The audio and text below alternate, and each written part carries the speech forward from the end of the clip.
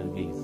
And as a result of that, it's in the nature of both men and women to tend to want to look at the opposite sex. And this is something that is in our nature, and whoever doesn't have this desire in oneself, he or she, there's something wrong in them.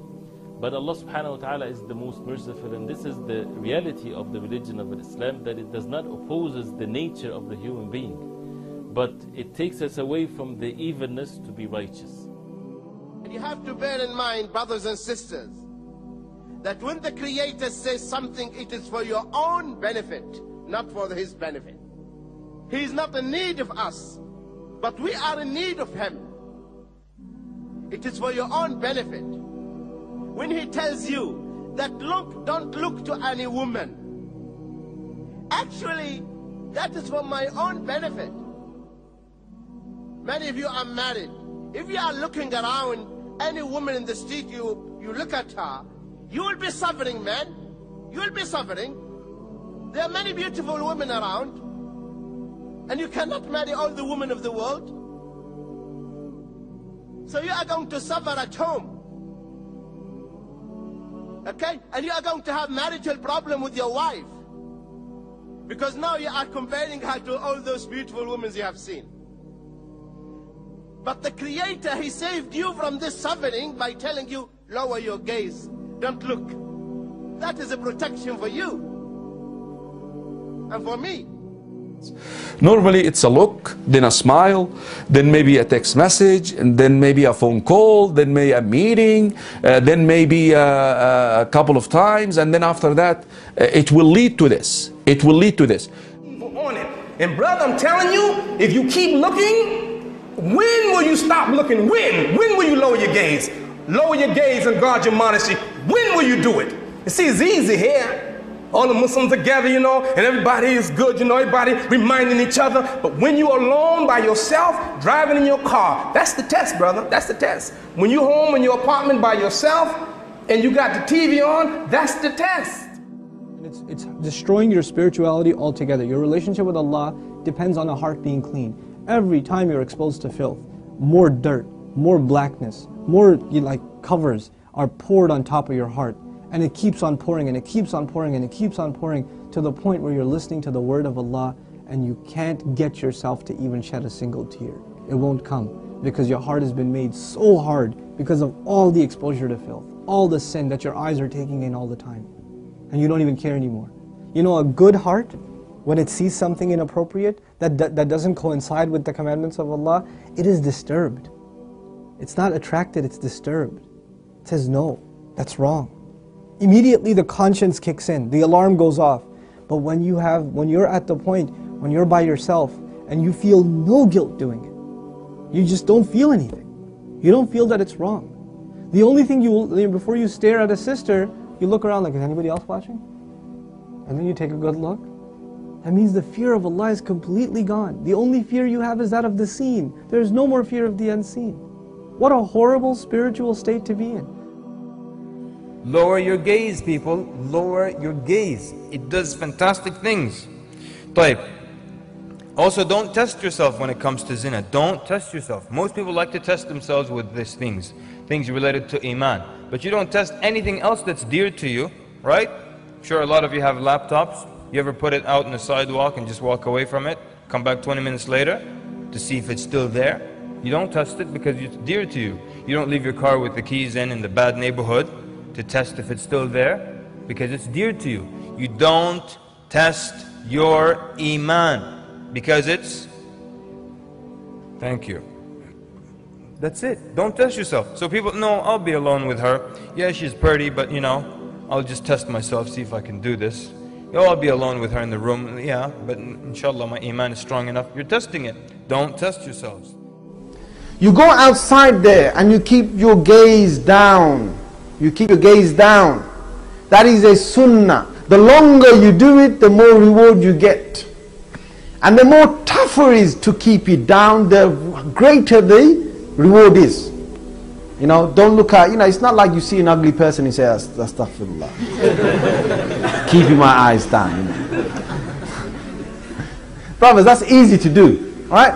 That's easy to do. When you see something that you wanna look, It want to make you look.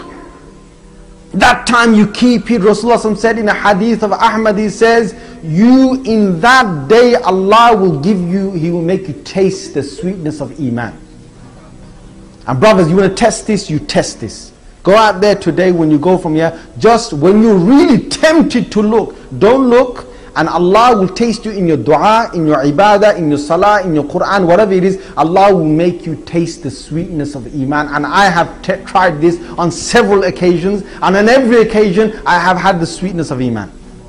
And I'm telling you to test it again and again, and you'll find the Prophet ﷺ's words are absolutely spot on.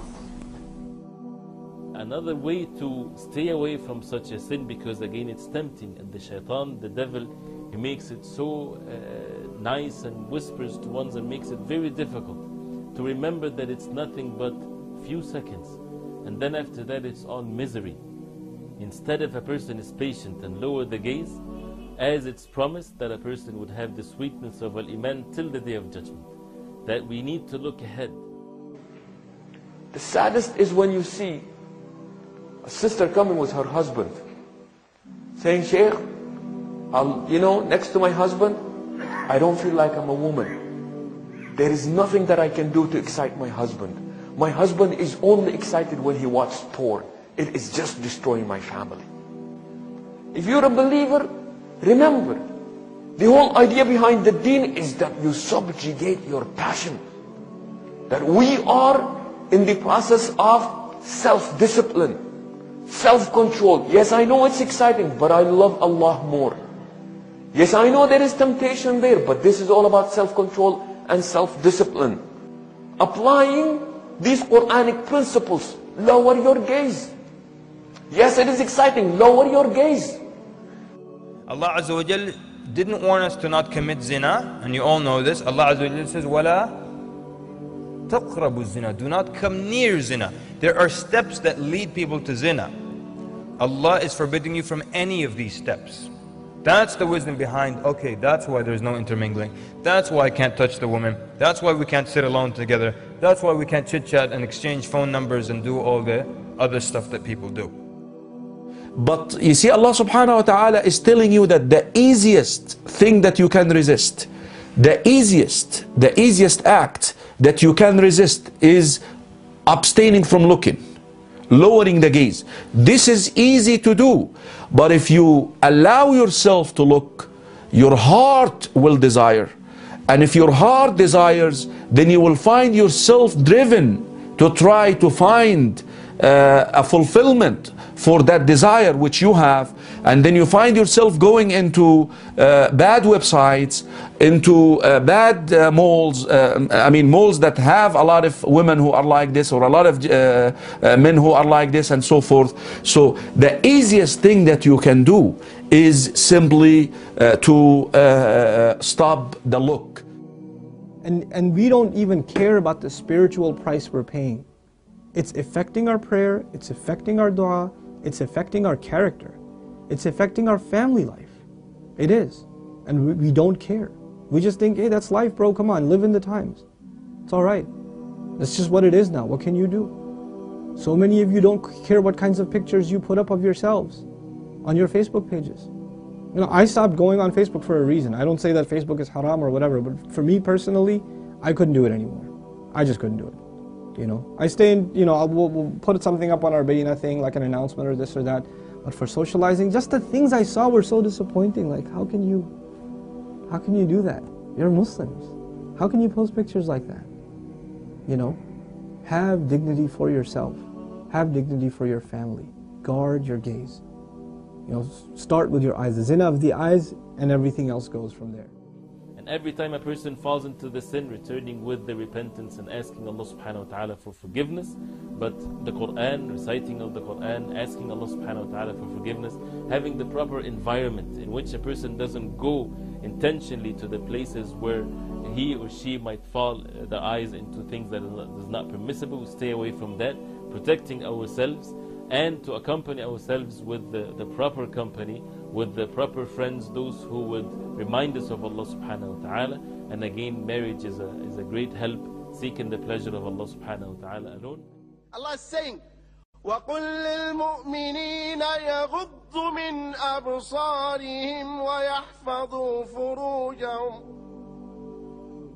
وقل للمؤمنين يغضوا من أبصارهم ويحفظوا فروجهم. And tell the believing men to lower their gaze and protect their private parts. وقل للمؤمنات يغضضن من أبصارهن ويحفظن فروجهن. And tell the believing women to lower their gaze and protect their private part. Imagine a Muslim, when he sees a woman, he lowers his head. And the Muslimah, when she sees a man, she lowers her head. What a beautiful community and society we are going to have. Pure society, no evil. The man lowers his head and the woman does the same thing. So the woman is protected and the man is protected as well. Because the one who created us, he knows our weakness. But if we decide not to follow what he says, then we have to bear the consequences. And he is severe in punishment, Allah subhanahu wa ta'ala.